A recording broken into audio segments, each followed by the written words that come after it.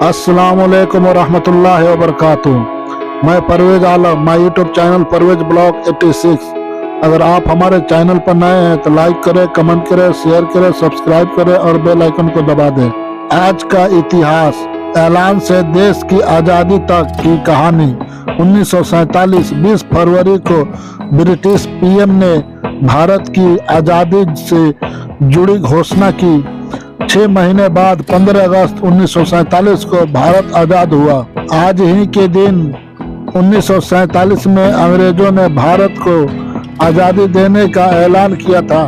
ये ऐलान ब्रिटिश प्रधानमंत्री क्लेमेंट एटली ने किया था।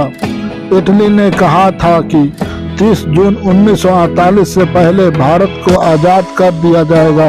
भारत के आखिरी वायसराय लॉर्ड माउंटबेटन ने 3 जून 1947 को ऐलान किया कि 15 अगस्त 1947 को भारत को आज़ादी दी जाएगी।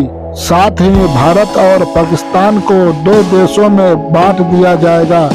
भारत और पाकिस्तान दोनों संप्रभु होंगे और दोनों का अपना अलग संविधान होगा। एटली के ऐलान के 6 महीने बाद ही 15 अगस्त 1947 को भारत को आज़ादी मिली।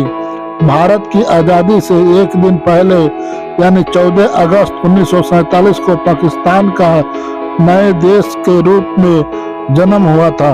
साइमन कमीशन के साथ भारत आए थे इटली। भारत की आज़ादी की घोषणा करने वाले ब्रिटिश पीएम क्लेमेंट एटली 1928 में भारत आने वाले साइमन कमीशन का हिस्सा थे। एटली उस समय सांसद थे। भारत में कानूनी सुधारों के लिए बने इस साइमन कमीशन में किसी भारतीय के न होने से देश में इसका जमकर विरोध हुआ था। साइमन कमीशन में शामिल रहे यही एटली आगे चलकर ब्रिटेन के प्रधानमंत्री बने। जुलाई 1945 को हुआ आम चुनाव में इटली ने कंजर्वेटिव कैंडिडेट और तत्कालीन प्रधानमंत्री विंस्टन चर्चिल को हराया था। चर्चिल भारत की आज़ादी के खिलाफ थे, लेकिन इटली के पीएम बनते ही भारत की आज़ादी का रास्ता साफ हो गया। क्लेमेंट एटली भारत की आज़ादी के विरोधी रहे। विंस्टन चर्चिल को हराकर पीएम बने थे। इंडिया इंडिपेंडेंस डे एक्ट 1947 में थी। भारत की आज़ादी की योजना लॉर्ड माउंटबेटन ने 3 जून 1947 को भारत की आज़ादी और भारत पाकिस्तान बंटवारे की योजना पेश की थी। इसे माउंटबेटन प्लान के नाम से जाना जाता है। इसी प्लान के आधार पर 18 जुलाई 1947 को ब्रिटिश संसद में इंडिया इंडिपेंडेंस डे एक्ट पास किया था, जिसमें भारत की आज़ादी और बंटवारे की पूरी योजना थी।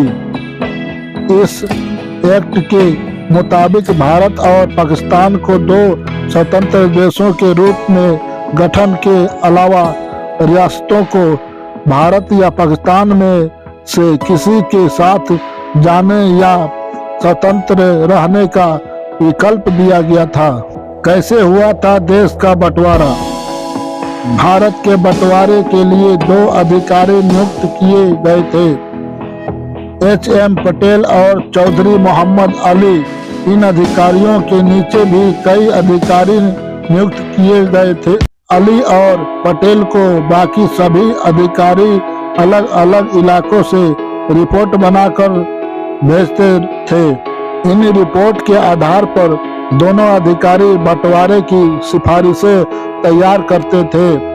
इन्हें बंटवारे के लिए बनी पार्टीशन काउंसिल के पास भेजा जाता था। इस काउंसिल के अध्यक्ष थे लॉर्ड माउंटबेटन।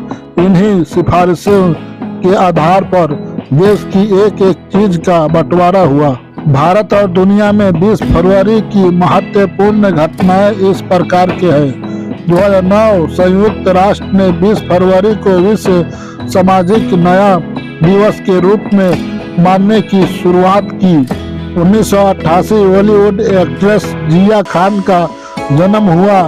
गजनी, निशब्द और हाउसफुल फिल्म में नजर आई जिया की जून 2013 में मौत हो गई। 1987 अरुणाचल प्रदेश और मिजोरम राज्य के रूप में अस्तित्व में आए।